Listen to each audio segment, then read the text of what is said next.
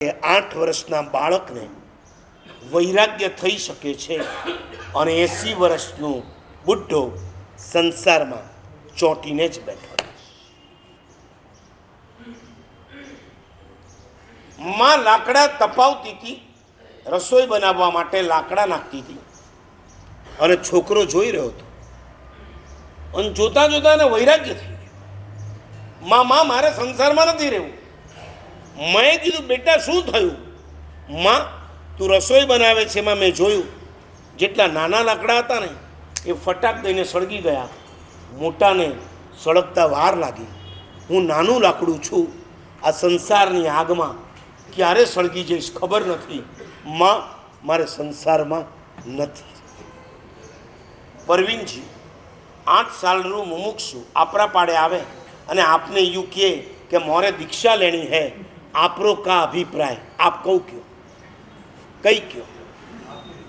આપી દો એમ. શિવાસ્તે પંથાન સંતુ, તારો માર્ગ સદા, કેમ કે પારકાનો દીકરો છે ને, તમારો પોતરો નથી. તમે શું કયો તમને કહું, તમારી મેન્ટાલિટી હજી ફરી નથી. દર વર્ષે 200 દીક્ષાઓ જૈન શાસનની અંદર 200 થી વધારે દીક્ષાઓ થાય છે અને છતાંય તમારી મેન્ટાલિટીઓ હજી ફરી નથી. તમે એમ માની લીધું દીક્ષા એટલે કષ્ટ સિવાય બીજું કંઈ જ. 8 વર્ષનો છોકરો તમને કહેવા આવે, અંકલ આंटी मुझे दीक्षा लेनी है, आपकी क्या राय है? એટલે આપણે તરત શરૂ, બેટા દીક્ષા લેવી સહેલી છે, પાળવી કઠિન છે.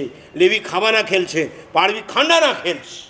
દીક્ષા લઈશ, હવે અહીંયા લોચ કરાવવો પડશે, વિહાર કરવા પડશે, ગુરુનું માનવું પડશે, અરે સાથેવાળાનું પણ માનવું પડશે, સ્વાધ્યાય કરવો પડશે, તપશ્ચર્યા કરવી પડશે. હું તમને પૂછું છું કે તમે જે જે જવાબો આપો છો એમાં દુઃખ સિવાય તમે એને કાંઈ બતાવતા નથી. હવે હું તમને પૂછું, કોઈ છોકરો લગ્ન કરવા તૈયાર નથી થતો, 21, 22, 24, 25, 27નો થયો અને એના બાપને એમ થાય કે આ છોકરો લગ્ન નથી કરતો, કેમ ચાલશે, અને તમારી પાસે મોકલે, તમે શું સમજાવો? ત્યારે તમે શું સમજાવો? સંસાર હે તમે ત્યારે તમે એને સંસારમાં કેટલા ફાયદા છે એ સમજાવો. એક છોકરો લગ્ન કરવા તૈયાર નહીં, એના બાપે કીધું બેટા કર, ના મારે નથી જ કરવા. બાપને થયું કે આ છોકરાને વકીલની સાથે ભટકાડી દો. સામે વકીલ બેસાડ્યો, અહીંયા છોકરો બેઠો. છોકરાએ લગ્ન ન કરવાથી કેટલા ફાયદા એ સમજાવવાનું અને વકીલે લગ્ન કરવાથી કેટલા ફાયદા એ સમજાવવાનું. બે જણા આમને સામને બેસી ગયા. છોકરો પાવરફુલ હતો. છોકરાએ કીધું તમે જો જીતી જાઓ તો મારે લગ્ન કરવાના, તમે જો હારી જાઓ તો તમારે છૂટાછેડા લેવાના. ઓલો વકીલ કે તારે કરવા હોય તો કર, ના કરવા હોય તો તું જાણે, મારું ઘર ક્યાં ભાંગવા બેઠો? તમને સમજાણું કંઈ? કેટલા બોદા છો, કેટલા બોદા છો.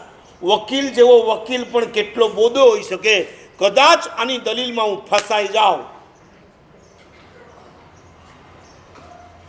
આપો જવાબ. 8 વર્ષના બાળકને આ સંસારમાં સુખ નથી દેખાતું, કષ્ટ દેખાય છે. યાદ રાખજો, સંસારીને સંસારમાં મજા આવે, ધર્મીને ધર્મમાં મજા આવે. સંસારીને ધર્મમાં કષ્ટ દેખાય અને ધર્મીને સંસારમાં પીડા દેખાય.